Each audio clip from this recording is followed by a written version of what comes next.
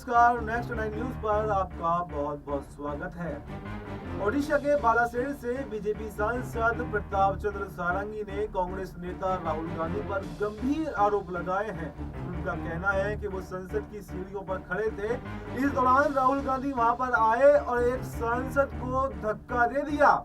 उनका आरोप है कि राहुल गांधी ने जिस सांसद को धक्का दिया वो उनके ऊपर गिर गया, इससे वो नीचे गिर गए, इसमें वो पूरी तरह से घायल हो गए।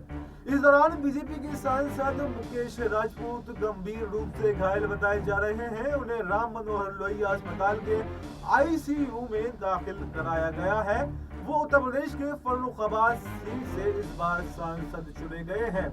बेहद सादगी से रहने वाले सारंगी को ओडिशा का नरेंद्र मोदी भी कहा जाता है। प्रधानमंत्री नरेंद्र मोदी के दूसरे कार्यकाल में उन्हें सूक्ष्म लघु और मध्यम उद्योग और पशुपालन, डेयरी और मत्स्य पालन मंत्रालय में राज्य मंत्री बनाया गया था। वो 2024 में दूसरी बार लोकसभा का चुनाव जीते हैं।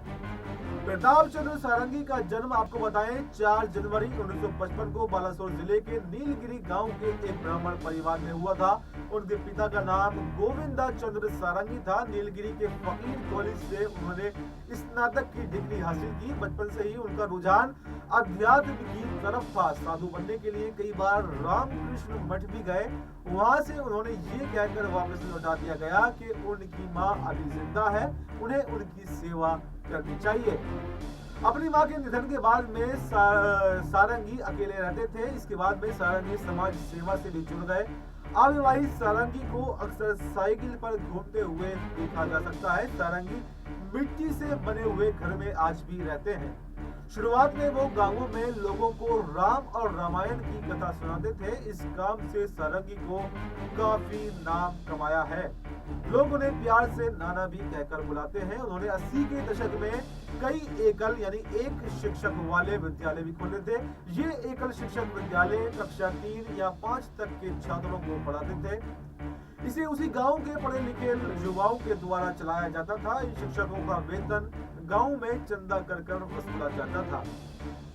सारंगी शुरू से ही राष्ट्रीय स्वयं सेवक संघ से जुड़े भी रहे हैं। उन्होंने विश्व हिंदू परिषद और बजरंग दल में भी अपना सेवाएं जो है वो दी है। वो बजरंग दल के प्रदेश अध्यक्ष भी रह चुके हैं। बाद में वो बीजेपी में शामिल हो गए। वो 2004 और 2009 में नीलगिरी से 2 बार विधायक चुने गए थे। बीजेपी ने 2014 के लोकसभा चुनाव में उन्हें बालासोर लोकसभा सीट से मैदान में उतारा था। इस चुनाव में सारंगी को हार का सामना करना पड़ा था। बीजेपी ने 2019 के चुनाव में एक बार फिर से सारंगी पर भरोसा जताया और इस बार वो अपनी पार्टी की उम्मीदों पर खरा उतरते हुए उन्होंने जीत हासिल की।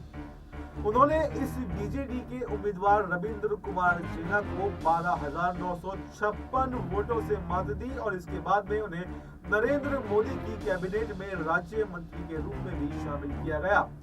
बीजेपी ने सारंगी पर 2024 के लोकसभा चुनाव में भी फिर से एक बार भरोसा जताया और सारंगी ने एक बार फिर से बालासोर लोकसभा सीट से जीत दर्ज की। सारंगी ने इस मुकाबले में बीजेडी की लेखाश्री सामंत सिंगर को 1,47,156 वोटों से हराया। सारंगी को कुल 5,63,865 और सामंत सिंगर को कुल 4,16,709 वोट मिले थे।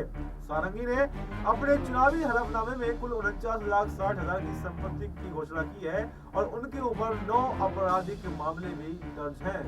संसद भवन परिसर में गुरुवार को हुए हंगामे के बीच सांसद मुकेश राजपूत घायल हो गए हैं। वो उत्तर प्रदेश के फर्रुखाबाद लोकसभा सीट का प्रतिनिधित्व करते हैं। मुकेश राजपूत ने साल 2000 में राजनीति में कदम रखा था, तो वहीं बीजेपी ने उन्हें 2004 में लोकसभा चुनाव का टिकट दिया था, लेकिन सफलता उनके हाथ में नहीं आई थी। उन्हें तीसरे स्थान से संतोष करना पड़ा था। वो जिला पंचायत सदस्य और जिला पंचायत अध्यक्ष भी रह चुके हैं। जिला पंचायत अध्यक्ष का पद महिला के लिए आरक्षित हो जाने की वजह से उनकी पत्नी भी 2006 में अध्यक्ष चुनी गई थी। बीजेपी ने 2014 में उन्हें फिर से लोकसभा का उम्मीदवार बनाया था। वो सांसद चुने भी गए थे।